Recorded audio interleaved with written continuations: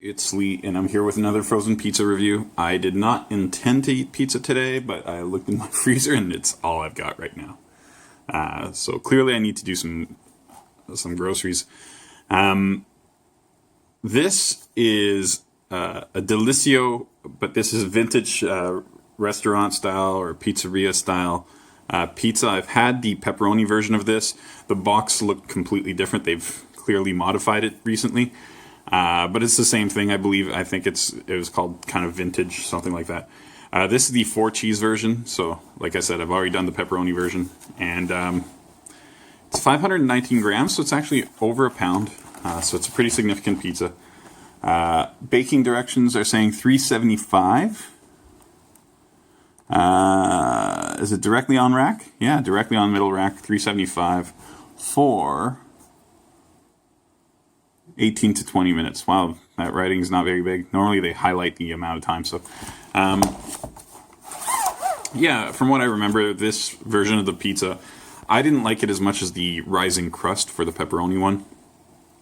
But that was a while ago. Things might have changed. My taste might have changed. So who knows? Let's take it out of the wrapper and see what it looks like.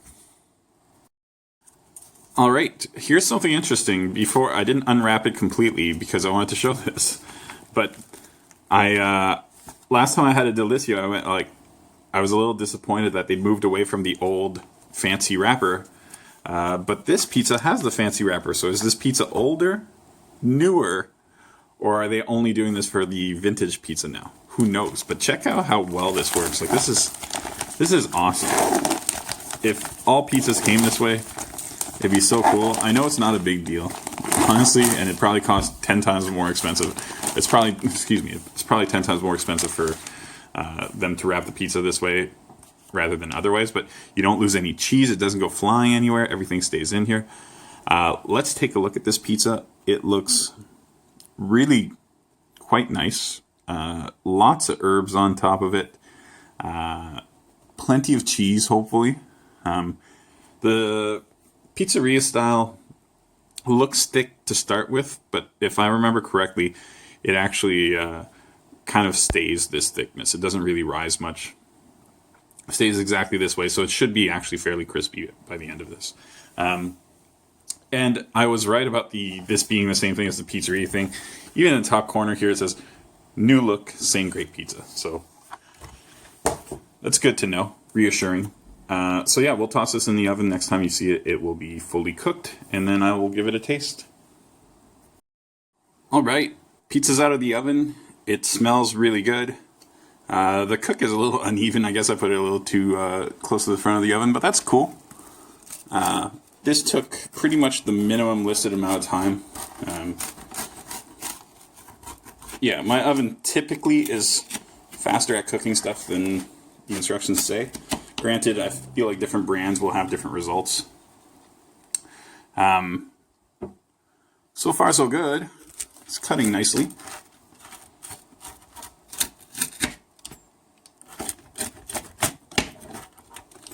Definitely some crunch underneath it. Let's open it up here. Yeah. Looks good underneath. Top looks good. Cheese doesn't look as thick as I expected it to look. Like there seemed to be more prior to the cooking. But that's fine. We're going to give this a try, and I'll be back with a review very shortly.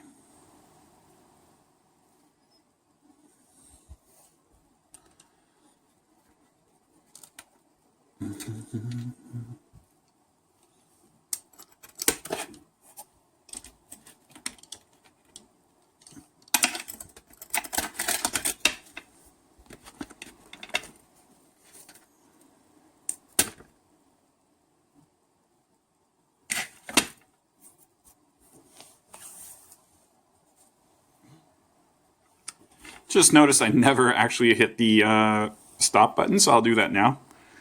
Maybe I'll edit that out. You know what? I'm not editing out that little quiet bit. That was reality. You guys got to see some reality there. You almost got that mukbang action when I started eating, but I caught myself. As you almost saw, I have eaten pizza. I have eaten a slice. And I think I can break it down now. So, one thing that I found was strange about this pizza is that when I had the pepperoni version of it, I didn't think it was as good as Delissio, like regular Delissio. But this plain cheese vintage style pizza strikes me as better than the plain Delissio pizza. So now I'm confused. Here's what I will say.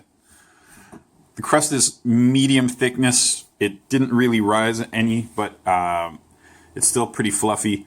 Nice and crispy on the bottom, fluffy on top. It's actually really good. The amount of cheese I said was a little low, but it's actually not that bad. There's actually more than I thought there was. So that's good news. There's enough sauce, which is important to me. The sauce is kind of the typical sauce. I don't think it's any different than the other one. Well, maybe it is. Because I was tasting more garlic in this. It was almost like a garlic bread with a little bit of tomato sauce on it. And that was an improvement. That was actually really good. The cheeses on top, not bad. I've been complaining about 4 cheese blends lately having not as much flavor as just mozzarella, which is weird because mozzarella is the least flavorful cheese. But this was fine, and the herbs might have done something for me. I'm not sure. There was certainly a garlic bready kind of thing going on that I was digging, and as a result, this pizza is probably... I don't know how high I'm going to go with this, but I liked it quite a bit, and maybe it's just because I'm super hungry.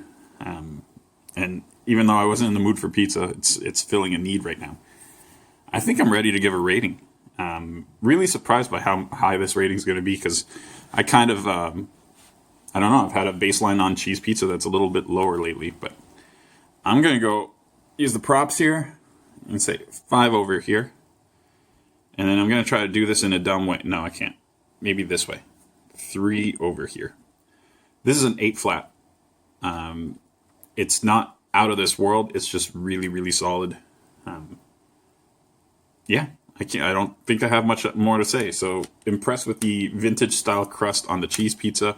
I prefer the rising crust on the pepperoni pizza. I'm a complicated guy. Clearly, that's what's come out of this, is that I'm a complex guy and no one understands me. All right, thanks for watching.